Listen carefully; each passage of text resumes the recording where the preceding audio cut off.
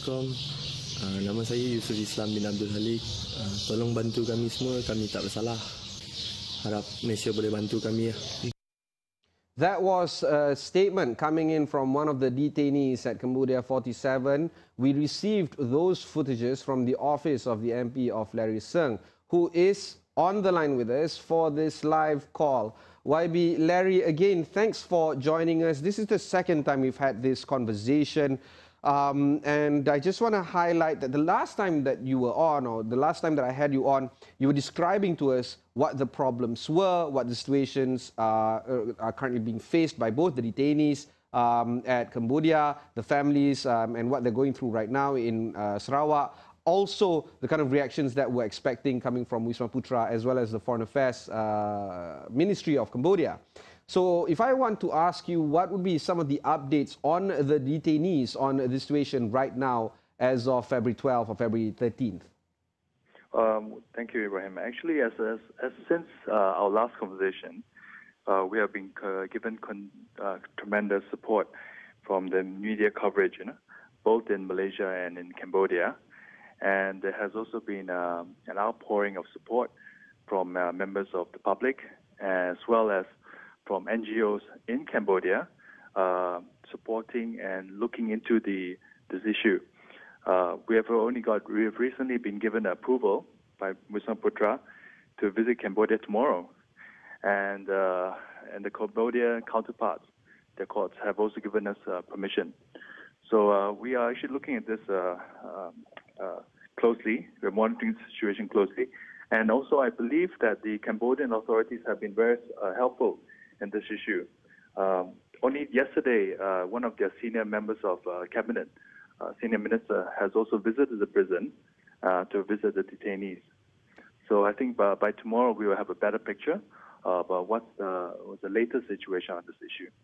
YB, at press time, the Foreign Ministry of Cambodia has yet to issue a statement regarding the Cambodia 47. And you compare and contrast that with Wisma Putra in Kuala Lumpur, they've already issued one or two communique about the situation. What's holding back the Cambodian Foreign Ministry from issuing an official communique regarding this particular information?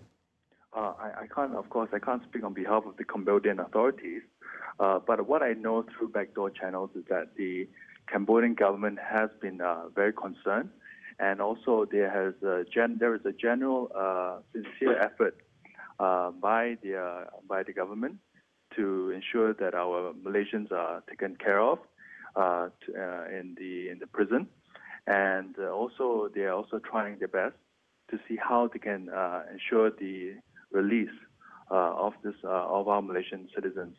Of course, given the current situation in Cambodia, there's of course civil societies within Cambodia which would like to see that this goes through a process of the courts. So at this moment, we are unable to confirm for sure what will eventually develop over the next coming days. So we have been getting mixed signals. 2 days ago, I've been given information that we might secure an early release. And as recent as just an hour ago, I received information that this may take a little longer.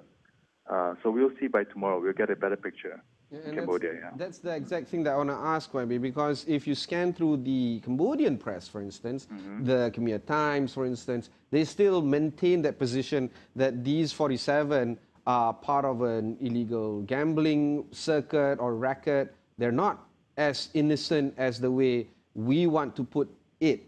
Do you think that there is some truth in some of the allegations that has been painted by the Cambodian press?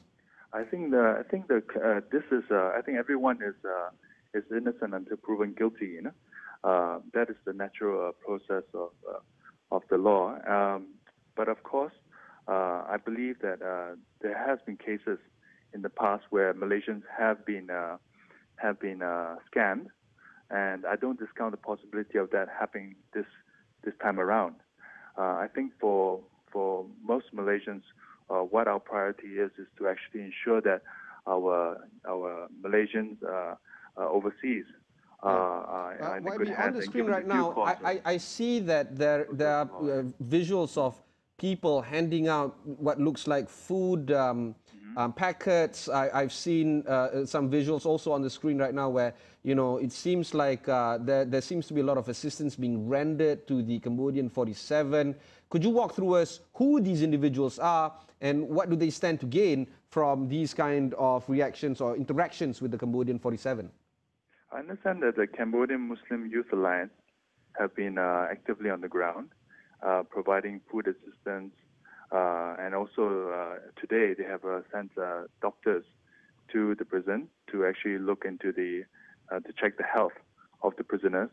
Some of the family members of the detainees are also present at Banteay Meanchai Provincial Prison, and they've also been communicating with the prisoners as well. So I think these are the people who are working on the ground, and by tomorrow we will have a better picture once we reach Cambodia. YB, I want you to stay on the line for just a bit. I want to play this clip yet again about one of the detainees. Can we just play the clip, please? Assalamualaikum. Nama saya Yusuf Islam bin Abdul Halik. Tolong bantu kami semua, kami tak bersalah.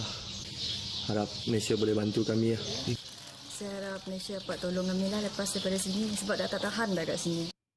Yeah, so YB, those are two Sarawakians and two Malaysians that were talking about their plight right now that is happening.